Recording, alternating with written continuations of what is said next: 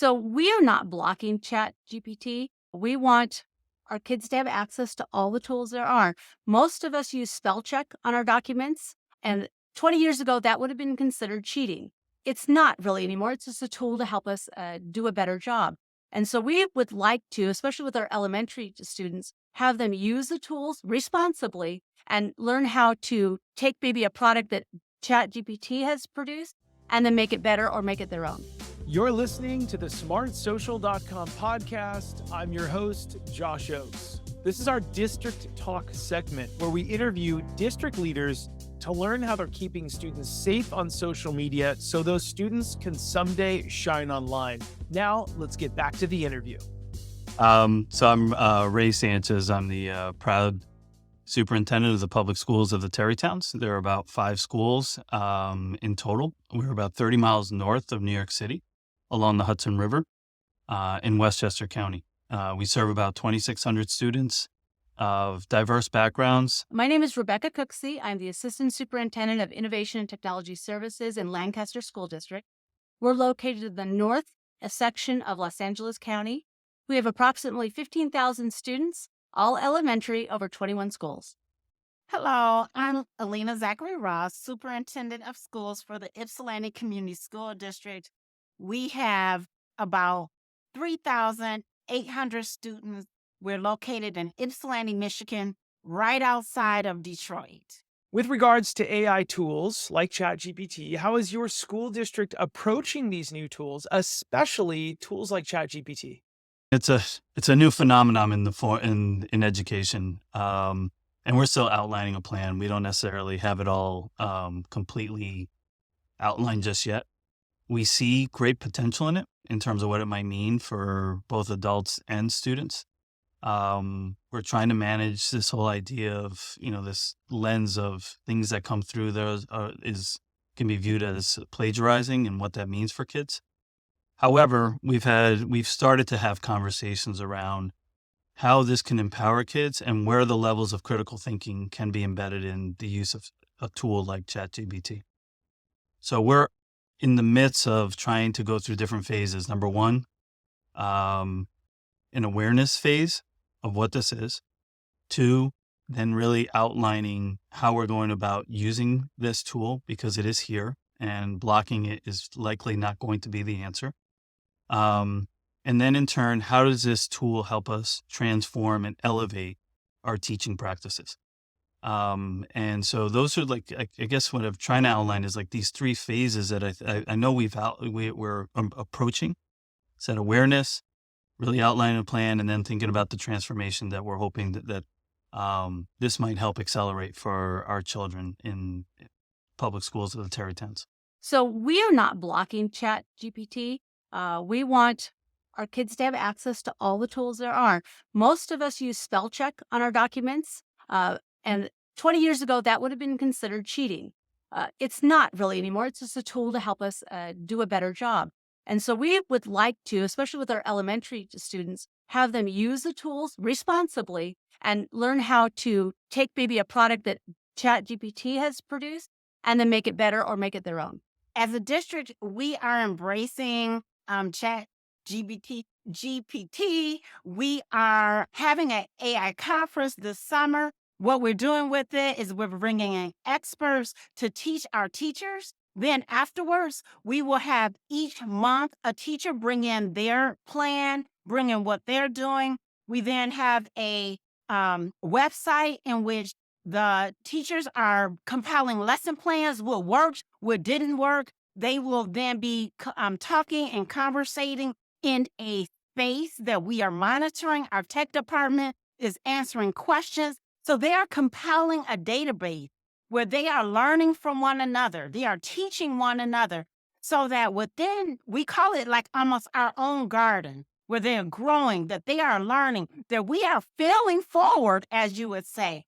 And so our teachers are learning, our students are learning. We're going to be sharing out with parents about how they are growing together. We believe that we are a learning community, and we are going to not develop policies and all those things, yet we're sharing about what we are, this safe space of learning together. And it is a tool. We're not saying this is the end all and be all. It's a tool that we are going to use like almost a spell check, like a tool. And we're going to inspect what we expect. So just like if they were going to use the internet for something else, we want them to fact check what they get, the information that they receive from this other source of data. And we want the teachers to check and inspect their expectations just like the students. And we want the students to see how we're learning as well as how the teachers are learning, how they're learning, and we'll learn from each other, just like any other research institute. So true. I love the spell check analogy because it was considered cheating a long time ago, but now we realize it's a tool. If you keep spelling the same word wrong, it guides you and gently just lets you know. I love that. Now, are there any positive use cases that you've heard of from students or teachers in your community around Chat GPT? I have more so on the teacher realm. I think there's a few things that we're starting to notice. First of all, like just, work in a district of diversity, right? So access and sending information in two languages is critical. And ChatGPT does provide for that, immediate translation. And it's really pretty spot on is probably the way I'd frame it, right? So here we are trying to access and provide, information to all families. And this can accelerate that when otherwise we'd be sending papers out and getting them translated. The other part is even just samples for students. Like we try to create exemplars of writing. Our teachers are starting to create these exemplars at various grade levels, right? So you can create a third grade writing sample for a said topic. And these are hours that otherwise teachers were spending trying to create these documents, and they can serve as a tool and models for our students as they're trying to engage and trying to, dissect, why these serve as good samples of particular writing, whether genres. Those are just some quick ones that, we're starting to notice. However, there are much more, that I've seen it where they started to evolve into PowerPoints and presentations and others. I think we're just like at the tip of the iceberg related to those. But the first two are what I've seen, firsthand from educators in the moment. One of our teachers got really into it, and she's a third grade teacher at one of our computer science schools. And what she had her students do is she had them create a prompt for an essay. And so the Chat GPT gave them the essay, and she said, now you've got to make it in your own voice and improve the essay that was provided for you. So I love that. She's teaching writing skills, she's teaching voice and purpose, and having them use a tool that's already available. Because if we try to block it, there's no way we're going to be able to block it. Kids are going to find it anyway, so we might as well teach them to use it. We've really seen some great use cases. We actually learned from the BET conference in London. We were able to go there. Some of us went to that conference where they've been using it now for a couple of years. And so we've seen how teachers used it for research studies, like they did research papers, and the students actually got feedback from the Chat GPT forums, and then the teacher did the one-on-one conversations after the students had gotten feedback over and over. So some of our teachers right now during Grizzly Learning Camp are trying out samples. They haven't really done it during the school year, but they do it during other times of the year so that it's less risk. And so after this AI conference and they get some more training, they expect to do some of the times during the school year. We're moving from our regular base grading at our high school to standards based. And so that will help us move from the ABC to the standards base, will give us the opportunity for long-term understanding of growth versus just the I've got an A on this paper, but knowing that it's important that we grow over time and we get to the standard. And I think that type of grading will assist teachers and students and families to know that I'm just trying to understand the standard versus get an A.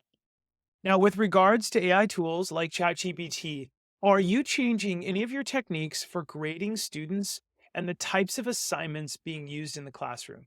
Yeah, my answer to that is a TBD to it, meaning that we're not there just yet. Like I think I referenced before, we're sort of like at the beginning stages, and I think once we get the awareness through with our staff, we'll get into that next stage of okay, so what does it mean for grading?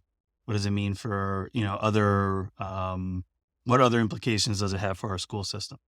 So we're still a work in progress related to that, but I think many folks are in that same space at this point.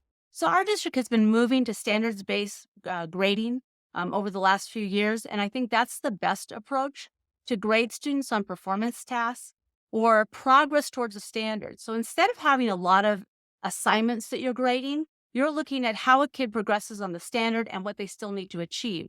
So it's not about grading individual assignments anymore. I think it's more about student progress and how they can improve.